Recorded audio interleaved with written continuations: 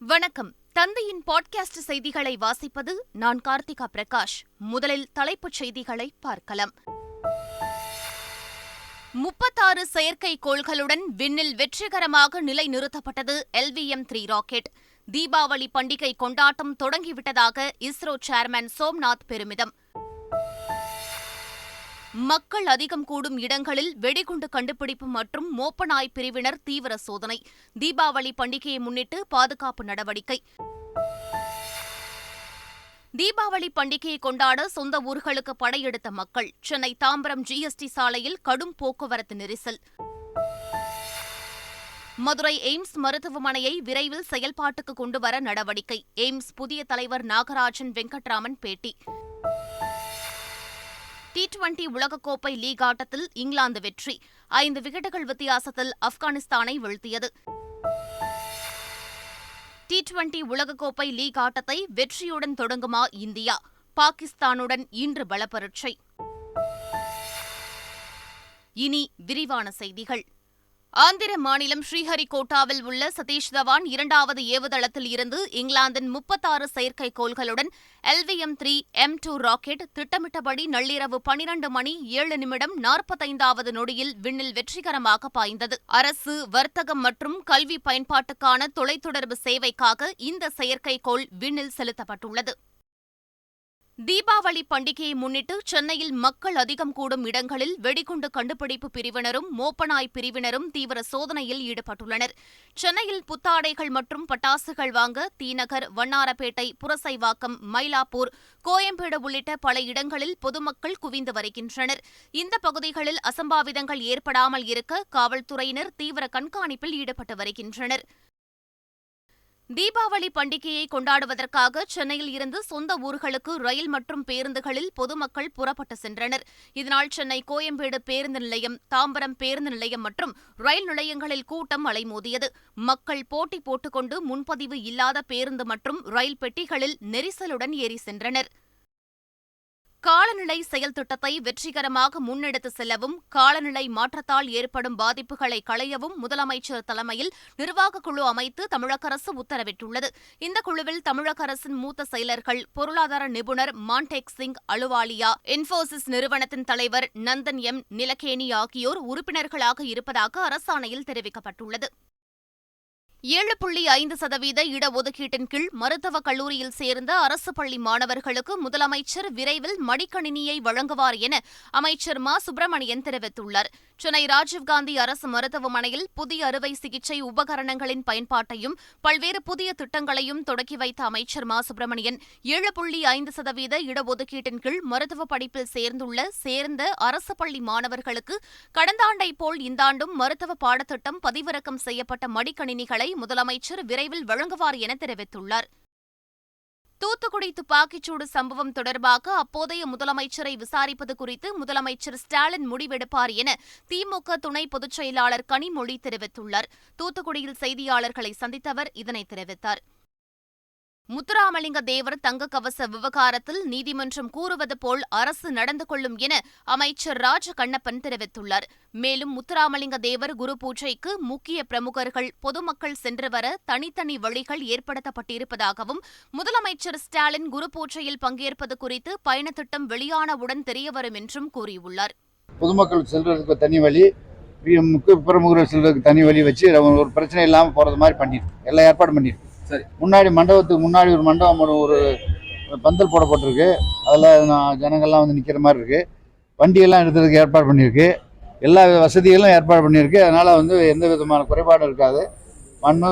முதல்வர் தளபதியார் அவர்கள் வந்து மற்ற சமுதாய தலைவர்கள், பல்வேறு அரசியல் கட்சி தலைவர்கள் வருவாங்க. எல்லா ஏற்பாடும் வந்து சுமூகமாக நடைபெறுவதற்குரிய ஏற்பாடுகள் பண்ணியிருக்கு. மக்களுக்கான சரியான நீதியினை பெற்றுத் தருவதன் மூலம் சிறப்பான ஜனநாயகத்தை நாம் உருவாக்க முடியும் என தமிழக நிதியமைச்சர் PTR பழனிவேல் தியாகராஜன் தெரிவித்துள்ளார். சென்னையில் நடைபெற்ற நூல் வெளியீட்டு விழாவில் பங்கேற்று பேசிய அவர் இதனை தெரிவித்தார். தொடர்ந்து பேசிய திராவிடர் கழக தலைவர் கி. வீரமணி, ஜனநாயகத்தில் நீதித்துறைதான் மக்களின் கடைசி நம்பிக்கை என்று தெரிவித்தார்.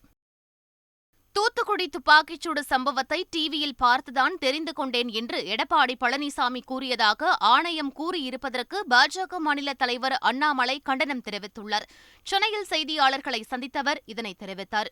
ஒரு சிஎம் எடுக்கிற டெசிஷனை கேள்வி கேட்கறதுக்கு ஆணையத்துக்கு என்ன உரிமை இருக்கு? அந்த மொமெண்ட்ல அந்த டெசிஷன் எடுத்திருக்கார். நாங்கள் ஏற்கனவே சொன்னது போல துப்பாக்கிச்சூடு சரியா எங்களுக்கு தெரியாது. அந்த நேரத்தில் காவல்துறைக்கு வேறு வாய்ப்பெல்லாம் நடத்தியிருக்காங்க. துப்பாக்கிச்சூடு நடத்திய விதம் சரியா? அது தவறு. துப்பாக்கிச்சூடு நடத்திய விதம் தவறு. ரப்பர் புல்லட் யூஸ் பண்ணியிருக்கலாம், அதுக்குள்ள நான் போக வேண்டாங்கண்ணா. கண்ணீர் புகை கொண்டு வேறு ஆப்ஷன்ஸ் இருக்கு. முட்டிக்கு கீழே ஏர் ஃபயரிங்கு நிறைய ஸ்டெப் இருக்கு. ஆனால் ஒரு வண்டி மேலே ஏறி நின்று ஒரு அப்பாவி அல்லது போராளி எந்த ஆங்கிளில் பார்த்தாலும் கூட அந்த மாதிரி ஷூட்டிங் தவறு தான். தொலைக்காட்சி நடத்த மாநில அரசுகளுக்கு மத்திய அரசு தடை விதித்துள்ளதற்கு மக்கள் நீதி மய்யம் கண்டனம் தெரிவித்துள்ளது. மாநில அரசு சார்பில் தொலைக்காட்சி ஒளிபரப்ப மத்திய அரசு தடை விதித்துள்ளது மாநில உரிமையை பறிப்பதாக உள்ளதென தமிழக தகவல் தொழில்நுட்பத்துறை அமைச்சர் மனோ தங்கராஜ் கூறியுள்ளார். மாநிலங்களுடைய அதிகாரங்களை பிடுங்கி மாநில சுயாட்சி தத்துவத்துக்கு எதிராக மத்தியிலே அதிகார குவியல் என்கின்ற முயற்சியை பல வழிகளில் செய்து வருகிறது. இதைத்தான் திராவிட முன்னேற்றக் கழகம் தொடர்ந்து கடுமையாக எதிர்த்து வருகின்றோம்.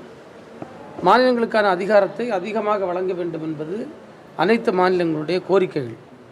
இன்றைக்கு அதை அவர்கள் மீறுவது என்ற செயல் வன்மையான கண்டனத்திற்குரியது.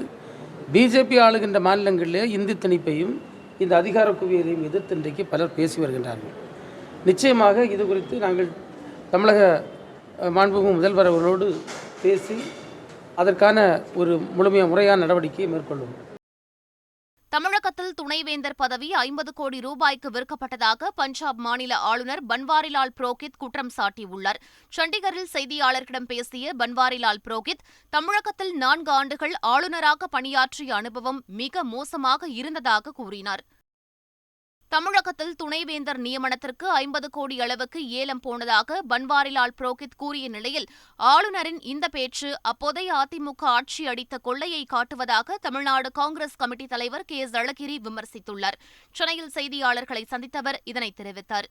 நான் தமிழ்நாட்டில் ஆளுநராக இருந்த பொழுது மிகுந்த அவமானத்திற்கு உட்பட்டேன். துணைவேந்தர் பதவிகள் 50 கோடி ரூபாய்க்கு ஏலம் போயிற்று. அவைகளை சீர்திருத்த நான் மிகவும் சிரமம் மேற்கொண்டேன் என்று தமிழகத்தினுடைய பெருமையை பஞ்சாபில் போய் அவர் பறைசாற்றியிருக்கார். அதிமுக ஆட்சியில் நாம் கண்ட பலன் இதுதான். துணைவேந்தர் பதவி நியமனம் குறித்த தமிழக முன்னாள் ஆளுநர் பன்வாரிலால் புரோஹித்தின் கருத்து ஏற்றுக்கொள்ளக்கூடியது அல்ல என்று அதிமுகவை சேர்ந்த முன்னாள் உயர்கல்வித்துறை அமைச்சர் கே.பி. அன்பழகன் தெரிவித்துள்ளார்.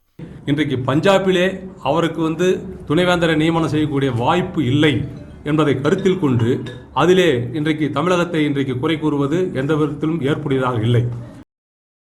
முதியோர் மாற்றுத்திறனாளிகளுக்கு உதவித்தொகை முறையாக வழங்கப்பட்டு வருவதாக அமைச்சர் மா. சுப்பிரமணியன் தெரிவித்துள்ளார்.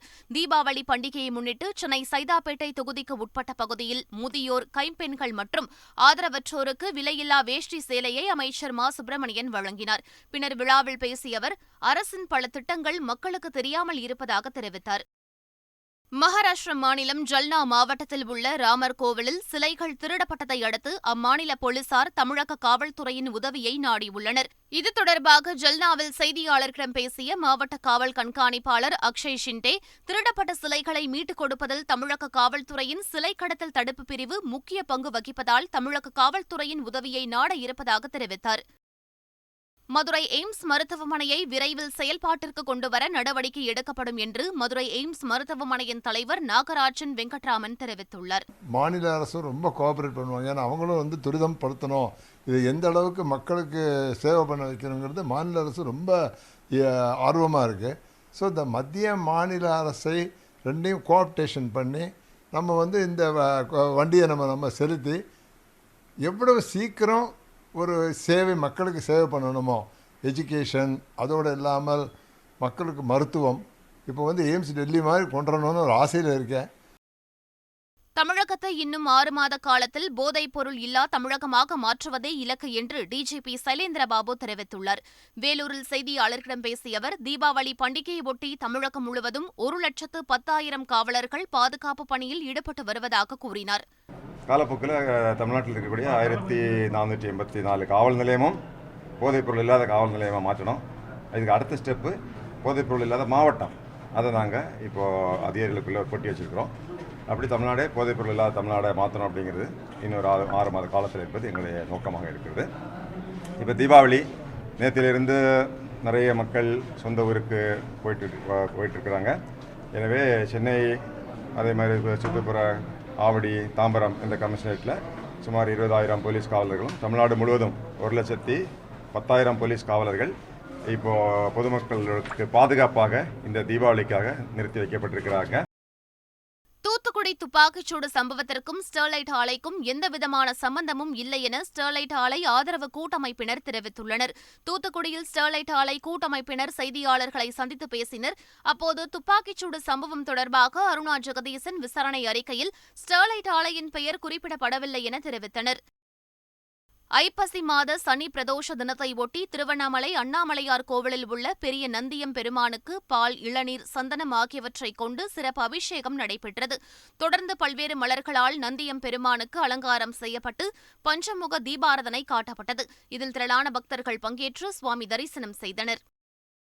நெல்லை நெல்லையப்பர் திருக்கோவில் திருக்கல்யாண விழாவின் சிகர நிகழ்ச்சியான தவசிருக்கும் காந்திமதி அம்பாளுக்கு சுவாமி நெல்லையப்பர் காட்சியளிக்கும் வைபவம் விமர்சையாக நடைபெற்றது.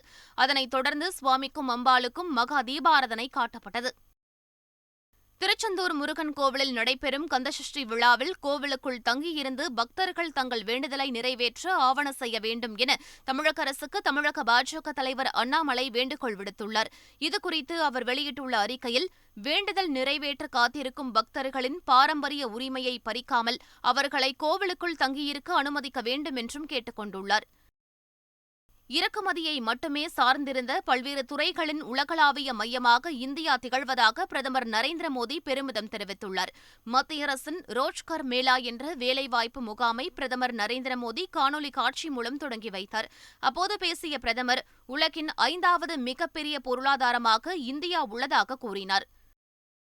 குஜராத்தில் போக்குவரத்து விதி மீறலுக்கு அபராதம் இல்லை என அம்மாநில அமைச்சர் அறிவித்துள்ளார். தீபாவளியை முன்னிட்டு குஜராத் மாநிலம் சூரத் நகரில் காவல்துறை சார்பில் பாதுகாப்பு நிகழ்ச்சி நடைபெற்றது. அதில் பேசிய மாநில உள்துறை அமைச்சர் ஹர்ஷ் சாங்வி, அக்டோபர் 21 முதல் 27ஆம் தேதி வரை போக்குவரத்து விதிகளை மீறுவோரிடம் அபராதம் வசூலிக்கப்படாது என தெரிவித்தார். அமைச்சரின் இந்த பேச்சுக்கு கடும் விமர்சனங்கள் எழுந்துள்ளன.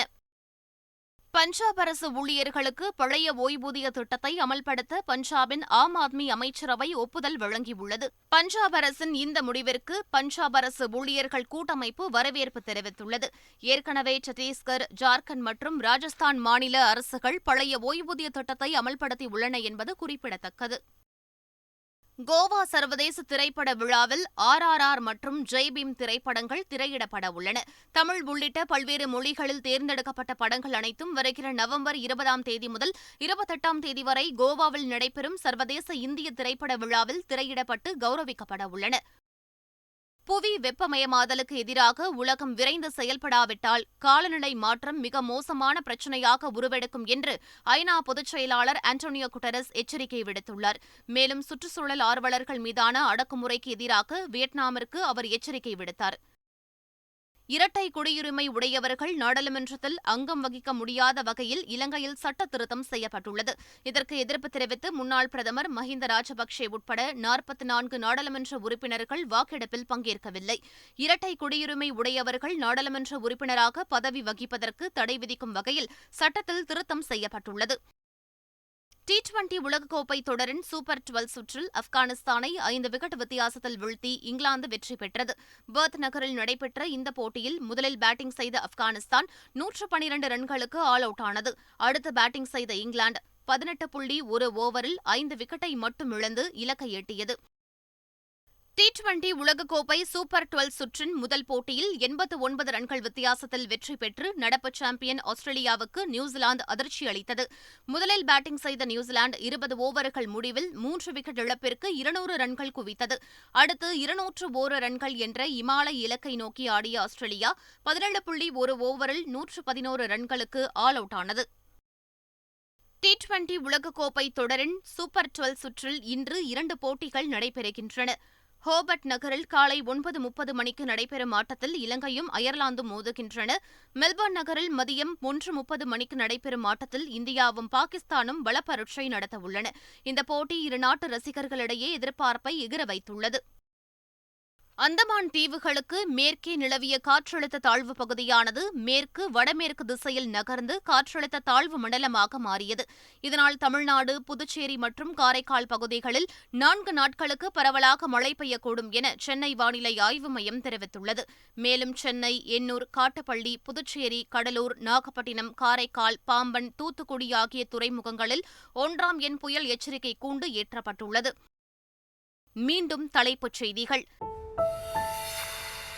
36 செயற்கைக்கோள்களுடன் விண்ணில் வெற்றிகரமாக நிலைநிறுத்தப்பட்டது LVM-3 ராக்கெட். தீபாவளி பண்டிகை கொண்டாட்டம் தொடங்கிவிட்டதாக இஸ்ரோ சேர்மன் சோம்நாத் பெருமிதம். மக்கள் அதிகம் கூடும் இடங்களில் வெடிகுண்டு கண்டுபிடிப்பு மற்றும் மோப்பநாய் பிரிவினர் தீவிர சோதனை. தீபாவளி பண்டிகையை முன்னிட்டு பாதுகாப்பு நடவடிக்கை.